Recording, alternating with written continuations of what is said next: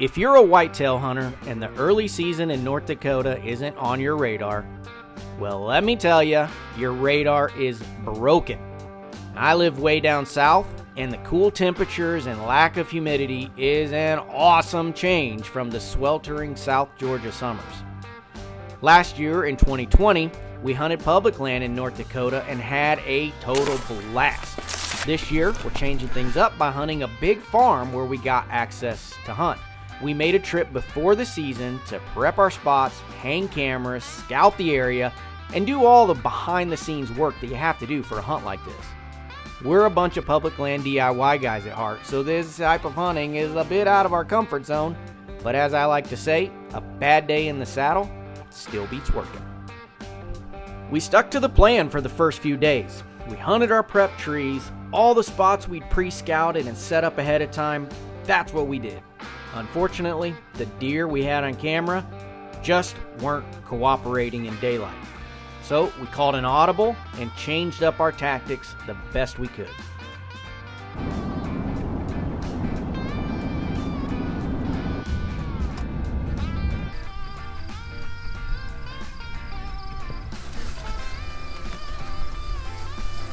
Alright guys, well it's time to find out if I can live up to the Ginger Ninja name. So, me and Caden hunted this spot 2 nights in a row. We saw 2 different bucks do the same exact thing. So they're bedded at the bottom edge of this cornfield that backs up to a pond. And between the pond and the cornfield is a strip of cattails, and they're bedded in those cattails. So all of the deer we've seen, does and the bucks, have got up out of their bed and walked the edge of this cornfield right past the corner of the cornfield, headed out into some kind of like hilly country that's kind of brushy. So all those deer did the same exact thing. So we parked up here alongside of the road. We're going to walk down. There's kind of a ditch over here. We're going to walk down the edge of the corn, and we're going to set up in the corn on the ground. So no trees or saddle setups on this hunt, but we're going to just take our time, be super slow. The wind's perfect. It's blowing out of the north, hit us right in the face. So hopefully one of those bucks or a different buck is bedded in there. And if he is, I think we're going to have a pretty good setup. So.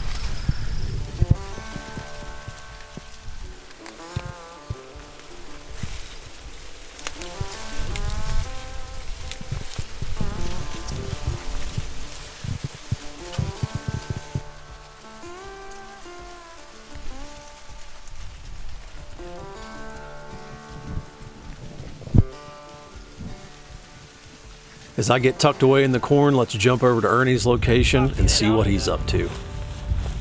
Yep. And then, there you go.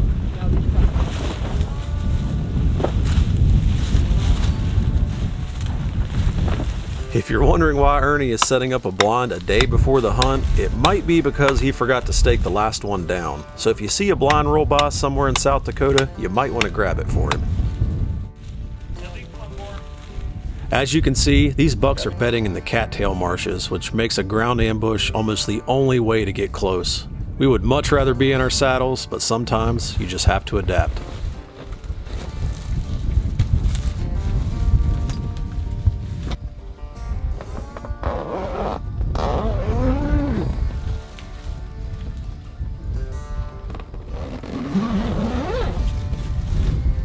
Alright guys, gonna do something a little different today. We're gonna hunt out of a ground blind.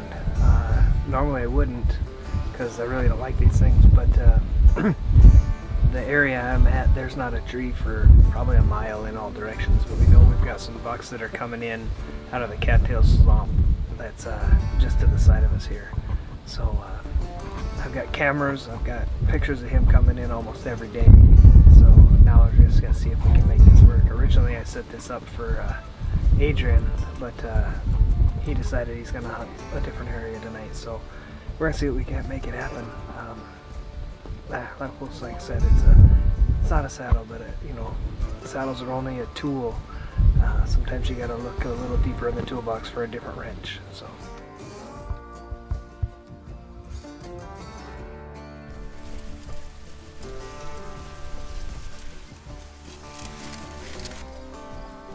We hadn't been set up in the corn for an hour when I spotted this giant stand up out of the cattails. This is the kind of buck you come to North Dakota for.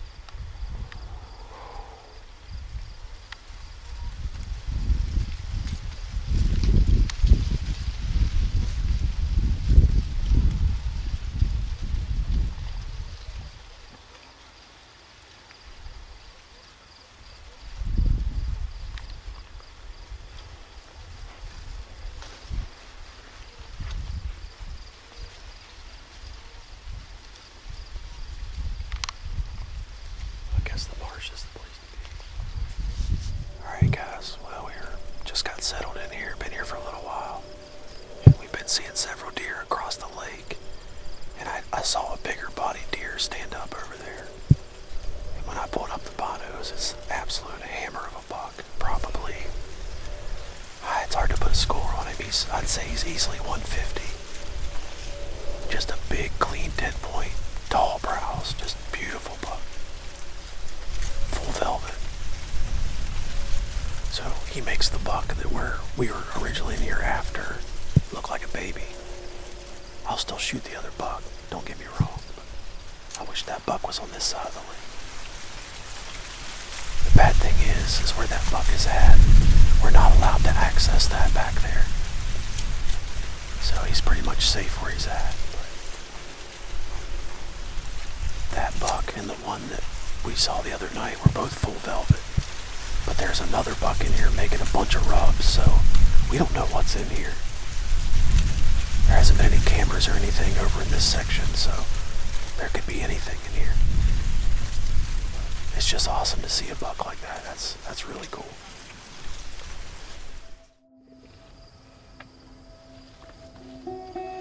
If you notice, Ernie's wearing an eye patch on his left eye. Over the summer, he suffered from a detached retina and had to switch from a left-handed bow to a right-handed bow. So we give major props to Ernie for learning how to shoot all over again and getting back out in the field.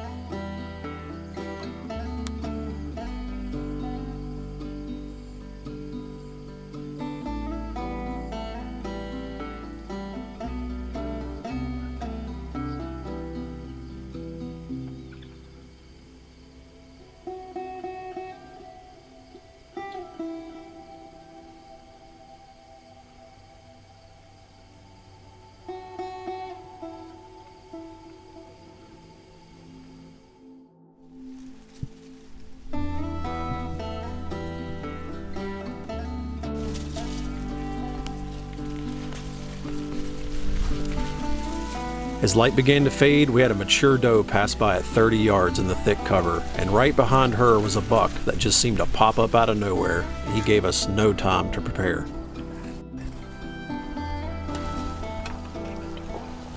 Alright guys, well, we got just a little bit of daylight left. We've seen several deer, 3 different bucks. We had one buck right here, 24 yards, but he literally just popped up out of nowhere, and by the time I got to full draw, he was gone. So I just didn't catch him coming in fast enough. But we've been literally just standing in the cornfield for 3+ hours, so it's been pretty brutal. And the mosquitoes are terrible tonight, but I felt like this is where we needed to be, and it's a really good spot, so we may come back tomorrow night, maybe adjust a couple things, but man, we saw that absolute giant buck across the lake, so we were kind of hoping he would make his way over here, but we haven't seen anything else, so we're gonna stand here until it gets too dark to shoot, and then sneak our way out of here, and maybe come back tomorrow, so we'll see. As my evening was winding down, Ernie was about to get the opportunity that he had been waiting for.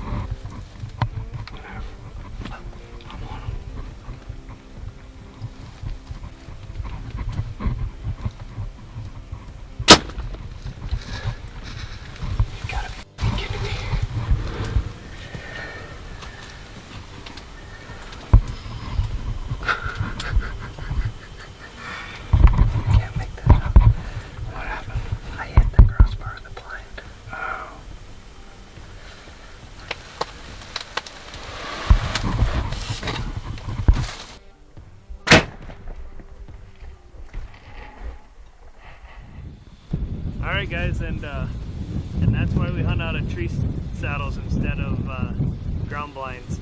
I don't know if you guys noticed from the footage, but my arrow hit right here, and that's what sent it off to no man's land. So, oh well, it happens I guess. You hunt out of a ground blind enough times, you're gonna hit your ground blind.